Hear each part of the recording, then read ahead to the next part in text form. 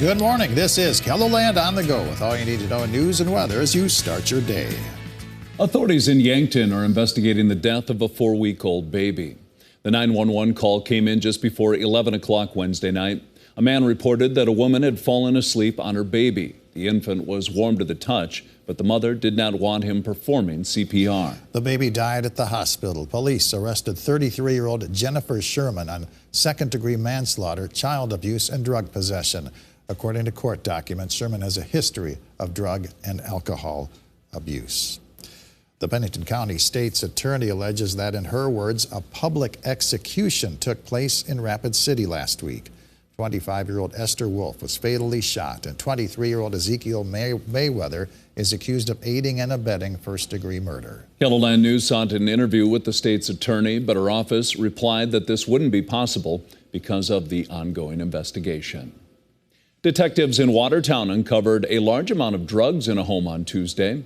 When they got to the apartment, they weren't looking for drugs, but authorities say they ended up seizing over 900 prescription pills, 19 ounces of magic mushrooms, and several hundred THC products. Detectives also seized more than $5,000 in cash. They arrested 22-year-old Devin Muhlenberg of Watertown on dozens of drug charges.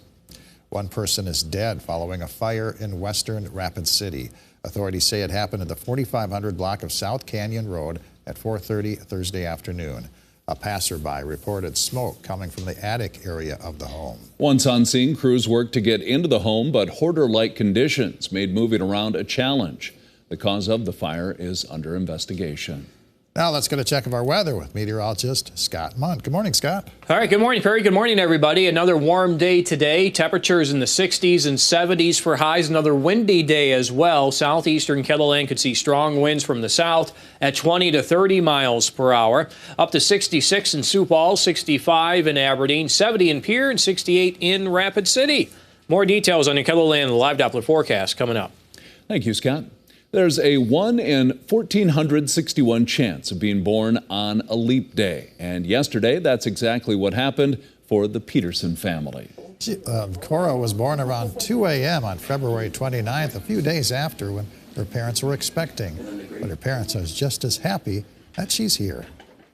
It's our first one, so we didn't really know what to expect. And Jen was a rock star throughout the whole pregnancy. She did really well, and we're just happy she's healthy and, she's really a good baby so far. Doesn't cry a whole lot and making our life easy so far. Now, Cora will celebrate her first birthday on February 29th of 2028. While her parents plan to celebrate her every year, they say the leap year birthdays will be way over the top. Well, the eyes of the bird hunting world are on Sioux Falls this week and the National Pheasant Fest and Quail Classic. About 300 exhibitors will be sharing their products and services inside the Premier Center, Convention Center, and Arena during the 3-day event. We sell the hunting bags and bug out bags, gun bags, anything to do with hunting, fishing. Sell products to men and women that love our brand and to see what we can network with other people too as well for our clothing brand and just get our name out there. The National Pheasant Fest and Quail Classic starts at noon today and runs through Sunday. We provided a link with a complete list of exhibitors under this story on KELOLAND.com. Fans going to next week's Summit League basketball tournament at the Denny Sanford Premier Center will notice some changes. The league has hired a DJ to keep music going in the building. They've also added live music in the concourse area, and for the first time, they've opened up courtside seating. The league commissioner says it's all about improving the fan experience. There's good seats available in the upper level for very affordable prices, and we focused on that because if you have a large family and want to bring them to the game, we want to have an affordable price point. Fenton says there are still plenty of tickets left in the upper bowl for many of the sessions. The women will open the tournament with a game at 4:30 on Friday, March 8th. Let's look at some of our top stories. Now let's get one last look at your weather with meteorologist Brian Karstens. Brian? All right, setting you up for the weekend, a mild forecast. We've got temperatures today soaring into the 60s and even a few 70s here and there. pretty much, I think we're going to sprinkle those in for good measure. Let's go ahead and see how these numbers change as we get into the early to mid-afternoon. Yankton, Mitchell, Chamberlain, Pierre, you're all on the list. You could be at 70 or maybe a little bonus activity there on the numbers. 60s elsewhere, very common, all the way to northeast South Dakota. Even the far west should do pretty well today. How about tonight? Well, wind-wise, of course, we got to deal with that story too, and we don't want to underestimate that because it'll be 20 to 30 today in Sioux Falls.